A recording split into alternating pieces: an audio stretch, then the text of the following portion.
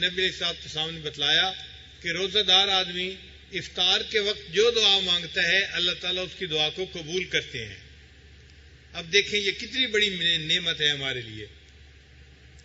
آپ ذرا غور کریں، اگر کوئی نیک بندہ اللہ کا ولی ہمیں بتا دے بھئی قبولیت دعا کا وقت ہے، دعا مانگو، تو ہم کتنا رو رو کے اللہ سے مانگیں گے۔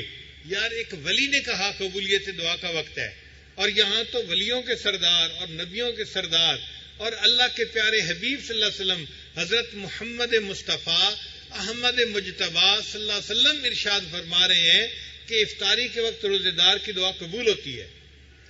تو ہمیں تو چاہیے کہ افطاری سے پہلے خوب اللہ سے دعا مانگیں تاکہ ہمارے سارے کام اللہ آسان فرما دے۔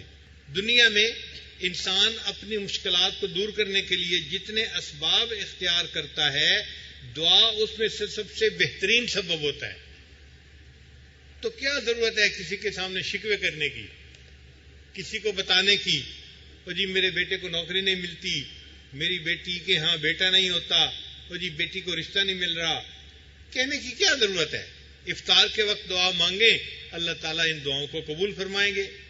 ہم نے الحمدللہ اپنی زندگی میں 2-4 کی بات نہیں، 100-200 کی بات نہیں، ہزاروں لوگوں کو یہ بتایا کہ افطاری میں دعا مانگیں، وہ دعائیں جو آپ کو ناممکن نظر آتی ہیں اللہ رب العزت ان کو بھی قبول کریں گے، اور ہزاروں لوگوں نے ہمیں بتایا اللہ نے ان کی دعاؤں کو قبول فرما لیا، انہونی دعائیں بھی قبول ہوتی نظر آئیں۔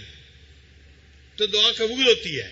آپ یوں سمجھیں کہ اللہ تعالیٰ نے آپ کو ایک چیک بک دے دی ہے، اس چیک بک کے اندر 30 کاغذ ہیں اور بلینک ہے وہ چیک بک، آپ نے اس کے اوپر جو مرضی لکھنا ہے اور اس کو بینک میں جمع کروا دینا ہے، اتنی اماؤنٹ آپ کے اکاؤنٹ میں آ جائے گی۔